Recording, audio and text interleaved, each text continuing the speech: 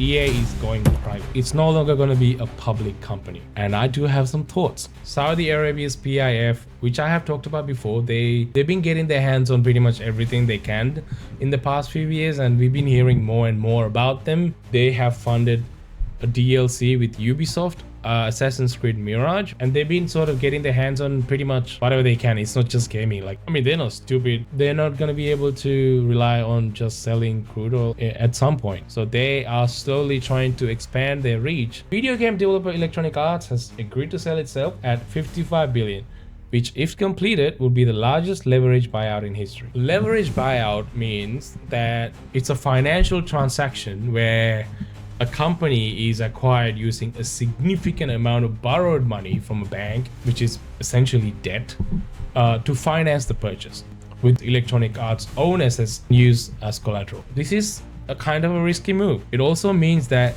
essentially they're going to have to find a way to actually pay back that $20 billion of debt back to JP Morgan. After this buyout, they can't just be like fine and dandy with the purchase. They're going to have to do everything they can to make Electronic Arts as profitable as they can so they can pay off that debt, which is crazy. It's a kind of a risky move. They must have a lot of confidence in Electronic Arts to actually go ahead and make this purchase, given that this is the biggest leveraged buyout in history. When I was talking about this on Saturday, I did mention that if this goes ahead and this buyout happens and EA does end up going private, which is going to be the case now, it could lead to staff cuts. We have seen that happen with these kind of acquisitions, right?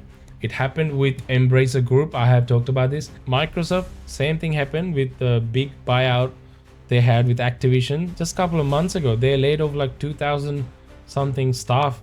This buyout is happening as a leverage buyout, which means they do have to worry about keeping the company as profitable as they can and possibly increase that profitability so they can pay off those debts. We might actually see some of the staff cuts coming sooner than later. But on the other hand, it's not all, doom and gloom. When you're a public company, you do have to always worry about your numbers, and you always have to worry about short term and constantly turning out profits. When you're private though, you don't have to disclose any of that, which means you do have a bit more leverage when it comes to planning for long-term projects, which could be what EA needs to actually, put that creativity back in Electronic Arts and, get some of those IPs going again. Could be a good thing for EA. Let me know what you guys think.